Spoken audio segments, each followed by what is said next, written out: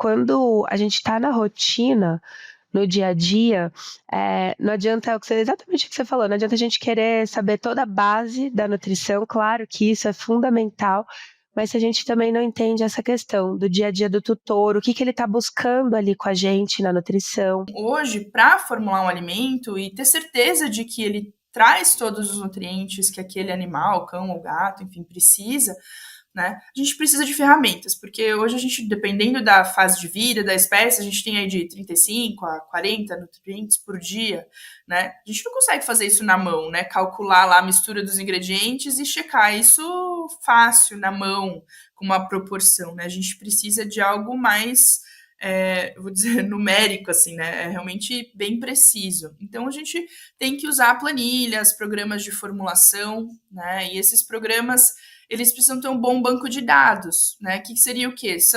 É a composição nutricional desses ingredientes, que é o que vai me dizer quanto de nutriente, de fato, tem nesse ingrediente, que no fundo, pra gente, é o que vai importar. Muitas vezes eu percebo que a nutrição, ela é uma forma de carinho. Então, o tutor, ele está retribuindo aquele carinho, aquele amor para o pet através ali da alimentação. Então, a gente tem que entender também que o pet, hoje em dia, ele tem um outro lugar, né, na nossa sociedade, em nossas casas. Então, o pet, ele já é um filho para a gente, né, um irmão, um filho. Então, hoje em dia, a gente tem pai e mãe de pet. Então, de fato, a nutrição, ela está muito atrelada a essa parte emocional e afetiva.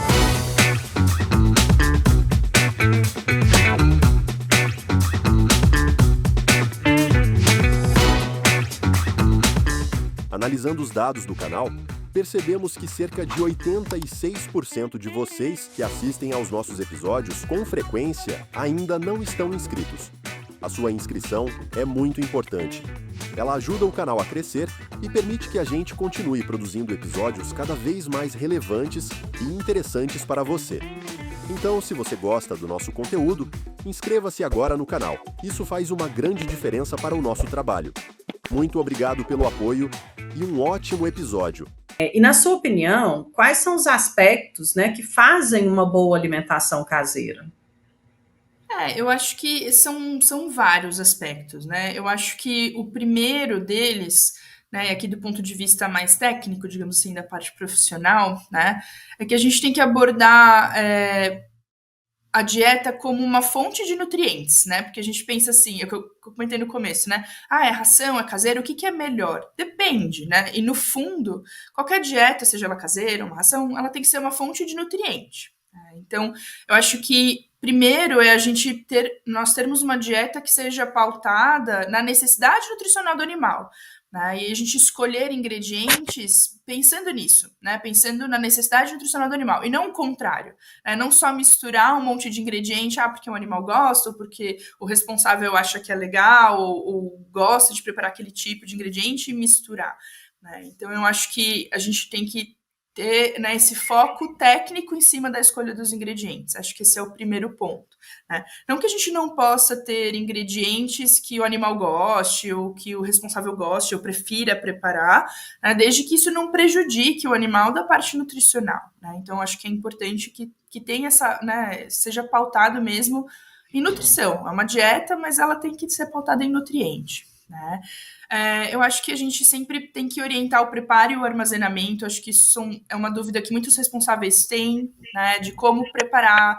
Eu posso cozinhar tudo junto? Eu tenho que cozinhar separado? Eu peso antes ou depois de cozinhar os ingredientes? Então, isso é muito importante, né, que pra gente ter uma boa alimentação caseira, muitas vezes não basta que a gente tenha bons ingredientes e uma formulação, vou dizer, perfeita, assim, né, feita por um profissional, tudo certinho, os nutrientes, se a execução dela não é adequada, né? Então, a orientação desse preparo, como armazenar, descongela, congela, como é que faz isso, eu acho importante. Então, no geral, a gente acaba orientando sempre, né, quantidade em gramas por dia, né, algo bem preciso mesmo, né, cozinhar separado, pesar depois de cozido para ser o mais preciso possível, né, armazenar pode ser congelado, né, descongelar, cuidado com o método, né, que é orientado a descongelar.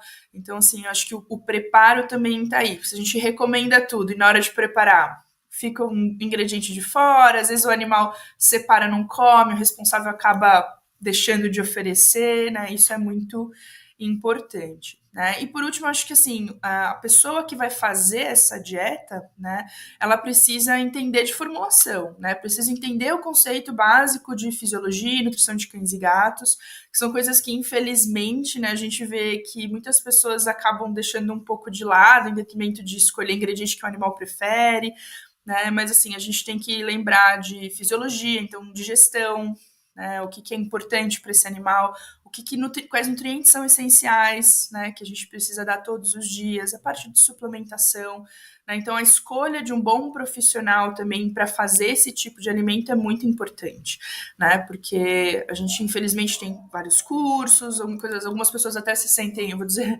são as aventureiras, se sentem preparadas para fazer, mas é algo realmente muito complexo, né? Então eu brinco que fazer a dieta caseira, a formulação é o ápice, né? A formulação de alimento caseiro ou de qualquer alimento, é para quem realmente está muito por dentro da área, né? Quem estuda bastante, quem entende bastante de nutriente, de fisiologia, né? Para que a gente possa ter realmente o melhor alimento caseiro, né? Ou, claro, o melhor tipo de alimento, mas aqui no caso falando mais dos caseiros, né? Então acho que esses são alguns pontos. E claro, acho que não dá para a gente esquecer que o animal tem que comer, né? Então, eu acho que assim, a gente pode fazer, do ponto de vista de formulação de nutrientes, pode ser uma dieta excelente. Se o animal não aceita aquilo que a gente está oferecendo, se ele não aceita a suplementação do jeito, né? A gente tem vários jeitos de fazer suplementação, pode ser comercial, pode ser manipulado, mas se o animal não aceita, talvez ele não seja um bom candidato aí. Então, por melhor que seja a formulação, por melhor que seja o profissional que você buscou, se o animal não come aquilo que você prescreveu, ele já deixa de ser uma boa alimentação caseira, né? Porque não está suprindo nutriente, não está suprindo energia. O Pet Food Podcast só é possível através de empresas inovadoras e que apoiam a educação continuada na nutrição de pets. Bionatural Sensitive, alimento para peles sensíveis com superproteína de insetos. Biorigem, sua parceira estratégica em ingredientes naturais derivados de levedura para palatabilidade. Grupo BR Render. Fazemos juntos o produto para atender você, cliente. Alga Prime DHA da Corbion, o primeiro ômega 3 à base de microalgas produzido no Brasil. Agora, adicioná-lo à alimentação pet está mais fácil do que nunca. Bionatural Prime, nutrição que vem da natureza. É diferente, né, de uma alimentação industrializada, né, que ela já vem pronto aquele alimento com todos os ingredientes misturados, né? Quando a gente fala de uma alimentação caseira, né, onde a pessoa vai preparar, não aquela que já vem pronta também, existe o risco, né, da manipulação, de trocar ingredientes, né, de trocar quantidades, né? Então esse direcionamento aí pelo profissional acaba sendo muito importante, né, Luna? Uhum. E aí, a respeito disso mesmo, eu queria perguntar aí para você, qual que é a principal diferença, ou principais, né, que você vê entre a visão do tutor, né, na escolha da modalidade alimentar aí que ele vai oferecer para o seu pet, e do profissional, né? Como que esses dois enxergam esses dois tipos de alimentação aí no momento da escolha? O tutor, ele chega muitas vezes com esse aspecto emocional muito mais aflorado, né? Muitas vezes eu percebo que a nutrição, ela é uma forma de carinho. Então, o tutor, ele está retribuindo aquele carinho, aquele amor para o pet através ali da alimentação. Então, a gente tem que entender também que o pet, hoje em dia, ele tem um outro lugar, né, na nossa sociedade, em nossas casas. Então, o pet, ele já é um filho para a gente, né? Um irmão, um filho. Então, hoje em dia, a gente tem pai e mãe de pet. Então, de fato, a nutrição, ela está muito atrelada a essa parte emocional e afetiva. Então, o tutor, ele sente que, através da alimentação, ele está ali retribuindo um amor para esse pet. Então, eu percebo muito isso. Por isso, muitas vezes, o tutor, ele vai mais para esse aspecto natural, né? Muitas vezes, ele pensa estar ofertando uma alimentação melhor por ser natural, né? A gente entendeu um pouco a partir das definições, que não é bem assim, mas eu percebo muito isso, sempre esse apelo de ofertar sempre o melhor para o seu pet, né? Uma forma de carinho mesmo e de amor. Quando eu penso na parte do profissional, eu acho muito importante a gente saber separar nossa visão pessoal do aspecto profissional em si. O profissional, né, sendo da área ou não de nutrição pet, a gente tem que ter uma visão mais técnica, mais científica. Então, a gente tem que trazer para o tutor a clareza das vantagens e desvantagens, por exemplo, de cada modalidade alimentar. Trazer ali à tona o que a gente tem realmente de embasamento científico sobre as modalidades alimentares. Até para que o tutor ele se sinta mais confortável de ofertar a modalidade alimentar, que às vezes é o que ele pode ofertar. Então, eu acho que às vezes a gente tem esse papel mesmo de dar clareza e de trazer um conforto, né? Muitas vezes eu percebo que o tutor, com essa questão emocional de querer trazer o melhor para o pet, muitas vezes ele acaba fazendo a dieta caseira de forma aleatória, por exemplo, achando que está ofertando o melhor do que uma ração comercial. Então, muitas vezes no consultório eu percebo que a escolha ali do tutor da modalidade alimentar está muito atrelada a muitos mitos, por exemplo, né, que existe nessa rivalidade, entre aspas, das alimentações. Então, são visões que devem ser diferentes. Acho que o profissional ele sempre tem que trazer mais esse embasamento técnico e científico e trazer clareza e consciência para que o tutor, ele de fato oferte o melhor para o pet, né? Que realmente a modalidade alimentar que for ali escolhida, ela vai trazer qualidade de vida e saúde, né? Não só a curto prazo, mas também a longo prazo. Sim. Embora a gente veja, né, que ainda, né, a alimentação que a gente chama industrializada, né, ela seja, né, o predominante, né, a gente vê que está havendo um crescimento, né, os números mostram, né, um crescimento aí da alimentação natural, né, o tipo de dieta caseira, né, a oferta para cães principalmente, né, mas para gatos também. E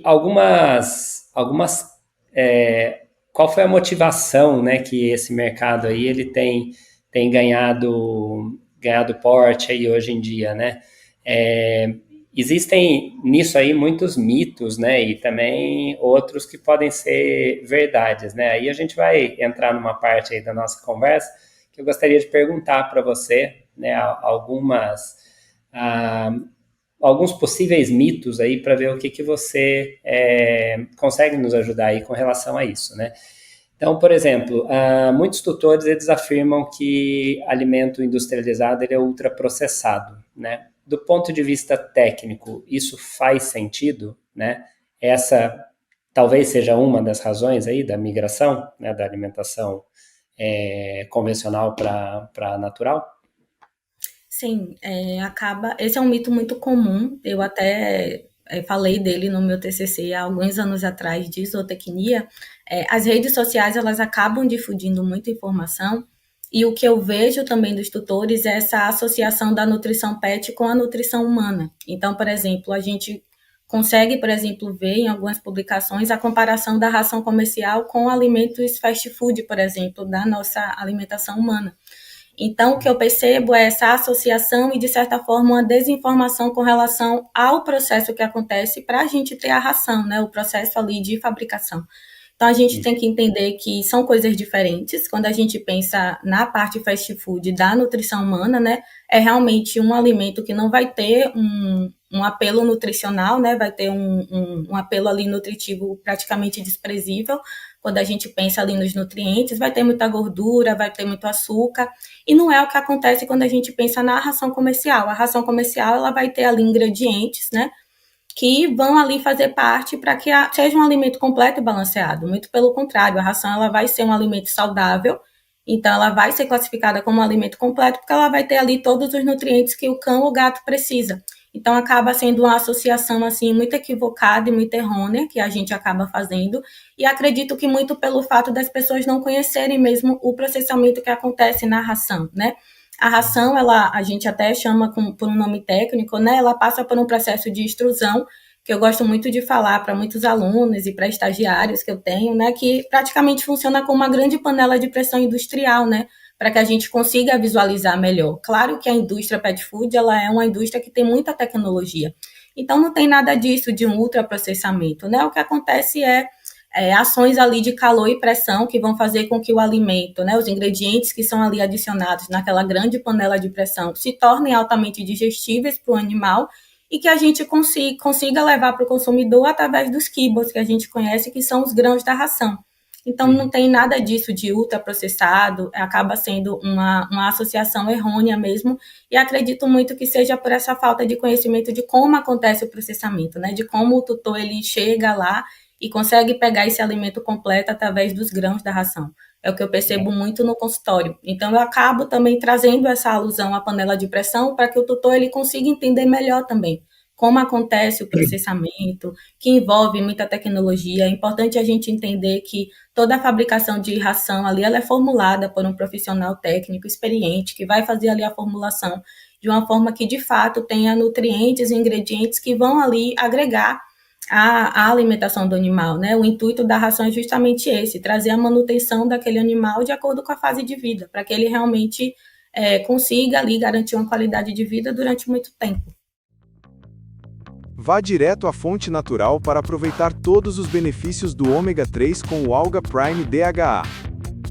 Produzido de forma sustentável através da fermentação de microalgas, o Alga Prime é melhor para o planeta, sem impacto nos oceanos e com baixa pegada de carbono.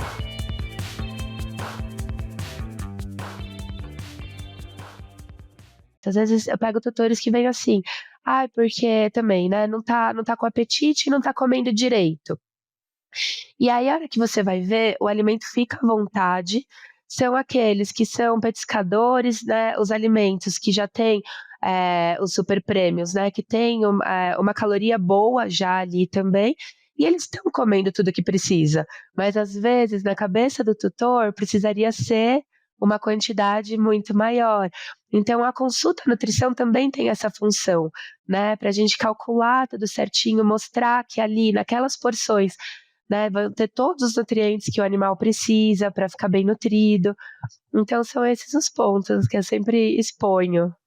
E muitas vezes o que eu percebo não é por maldade, eles não fazem esses pequenos erros, né, porque realmente querem fazer, não, porque eles não sabem, porque eles não são orientados, né, então eu acho que é a nossa função, né, não é só saber nutrição na base, todos os aminoácidos, né, os minerais, vitaminas, não, é saber orientar, é saber conversar.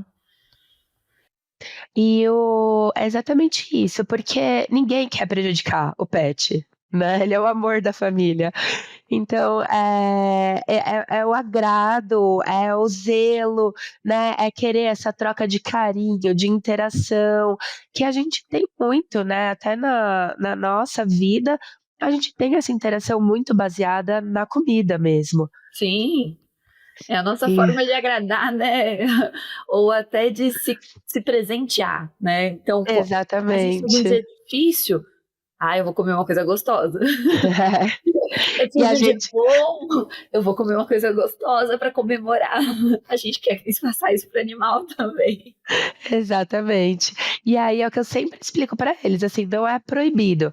A gente só precisa realinhar, né? Cada caso é um caso, claro, o que a gente vai dar, qual é a quantidade, mas sempre lembrando que os nutrientes estão vindo da refeição principal. Sim. Tá?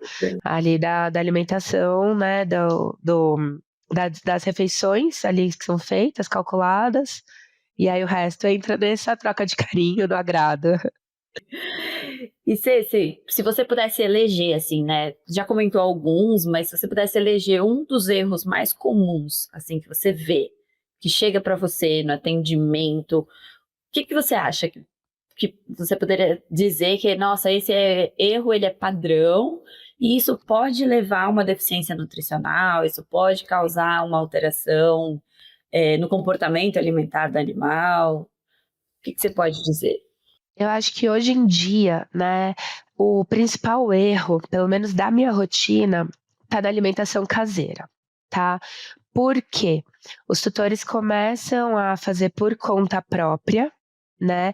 E aí também, dentro da alimentação caseira, eu pego dois perfis. Aqueles que começam a fazer por conta própria para testar se o paciente se adapta, né, na rotina, e depois já vem buscar alimentação, a orientação nutricional, e aí tá perfeito, né?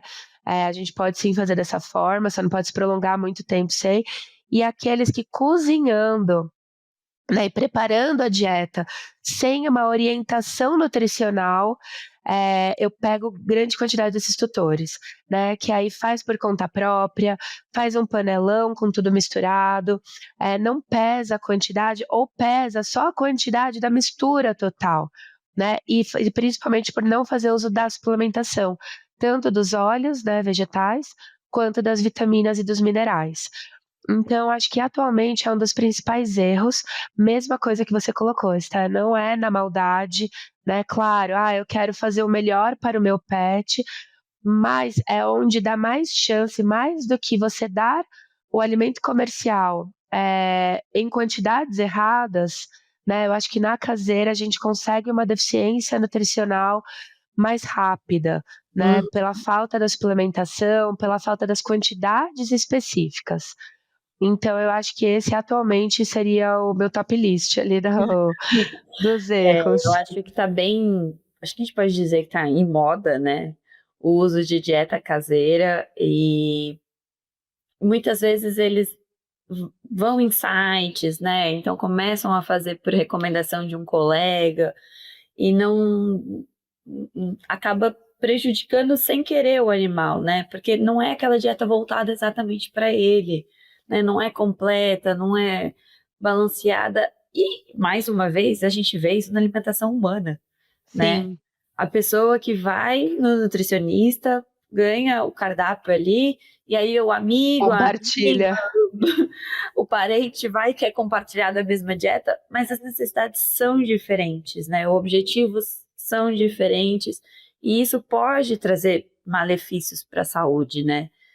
Sim, e assim, a maior vantagem, inclusive, que eu vejo quando vai se utilizar a alimentação caseira é justamente o fato da gente poder personalizar. Então, é específico para aquele paciente. Claro que com a ração, né, o alimento comercial, a gente também vai avaliar o gasto calórico, as necessidades específicas, qual que é o melhor perfil. Mas se tratando da caseira, não é aquela receitinha que você pega do vizinho, né? Sim, É justamente o poder personalizar específico para aquele animal, né? Que a gente consegue manusear os teores, os níveis ali de cada um dos nutrientes. com certeza, falou tudo. A individualização, personalização é tudo na dieta caseira, né? E é o grande objetivo, a grande vantagem dela. E aí, já que a gente trouxe esse tópico, né, dieta caseira, deficiência, o que você costuma ver na sua rotina, né, diante dessas dietas todas, né? A gente pode até falar também da dieta seca, né, da extrusada, mas quais são as deficiências nutricionais que você mais encontra, né? E como elas costumam se manifestar desde ali do começo, na visualização clínica e no comportamento desse animal? Normalmente, na rotina, assim, na maior parte, eu pego o reflexo principalmente na parte da pele. Então, pelo mais opaco, mais quebradiço, às vezes paciente abaixo do peso, tá? Lembrando que também quando tá acima do peso também a gente considera, né, uma alteração, mas principalmente quando tá abaixo do peso, são os principais que eu pego, né? E às vezes vem fraqueza também. Por que que a gente percebe? Que aí só a gente ajustando, e não necessariamente precisa ter alteração no exame laboratorial. Mas aí quando você faz a anamnese, que aí você percebe qual que é o perfil de alimento, quantidades, o que estava dando, e a gente faz essa mudança, a gente já consegue perceber melhora de pelagem, né? Um pelo mais sedoso, eles mais ativos novamente, né? Então, assim, eu acho que estaria ali nos principais da minha rotina. Apesar de que a gente sabe que o hiperparatiroidismo secundário nutricional tem voltado, né? Quando eu formei, igual você falou, né?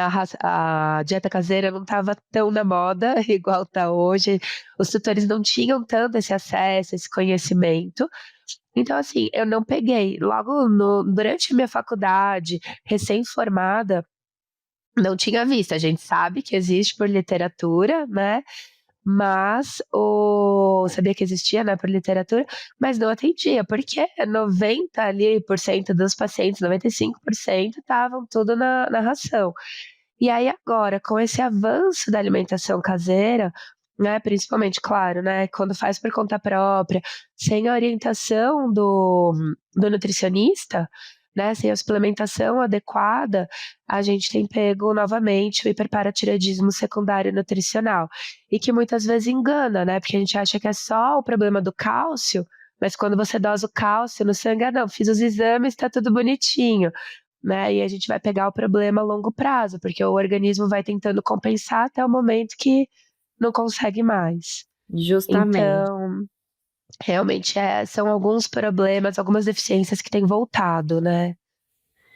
E assim, pro ouvinte aí que não conhece bastante sobre essa enfermidade, esse ano, no workshop sobre nutrição e nutrologia de cães e gatos, a gente teve como prêmio, né, em primeiro lugar,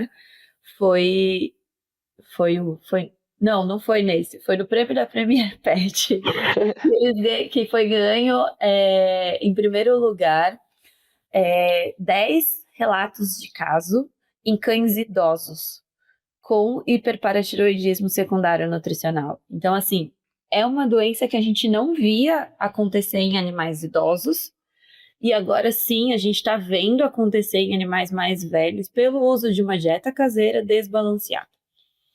Então, foi assim, a aluna que ganhou, né, ela conseguiu juntar 10 casos. Gente, para quem não tem ideia, era uma doença rara. E É hoje isso que eu falei. Justamente. Você falou, não se falava sobre isso, não se ensinava isso mais. E hoje a gente tem um relato de caso aí de 1, 2 anos, de 10 casos, é muita coisa. É muita coisa. Pensando que isso foi o que ela conseguiu juntar, né? No Sim. redor dela, você pensa no resto, né? Então, assim, está disponível esse trabalho para quem quiser conhecer mais, ter interesse, né? É só entrar no site da empresa, que eles fazem todo ano os prêmios, né? Então, eles selecionam os melhores trabalhos. Então, fiquem à vontade para ler os trabalhos e se informar e realmente conhecer sobre a enfermidade. Porque é algo que está surgindo, né? E a gente tem que se atualizar mesmo, né? E eu ia falar que é uma doença silenciosa, né? Sim. Porque começa a acontecer e aí você só vai perceber mais pra frente. Porque às vezes os exames laboratoriais de rotina não pegam, né? E qual que é a prevenção? É o alimento completo e balanceado, né? E o tratamento, né? Sim, e o tratamento, exatamente, né? É ajustar novamente a dieta que estava deficiente. Sim, e a gente vê isso muito em muitas alterações nutricionais, o tratamento é esse. Reajustar a dieta. Então, a gente tem que estar muito de olho, porque eu sempre falo que nutrição não é algo que vai causar uma alteração aguda, que vai levar ao óbito de uma forma muito rápida. Não. Nutrição, ele sempre vai trazer alterações silenciosas e a longo prazo, né? Então a gente tem que tomar muito cuidado, até na interpretação do exame, porque mesmo no hiperparatiroidismo secundário nutricional, o exame vai estar normal, na grande maioria das vezes.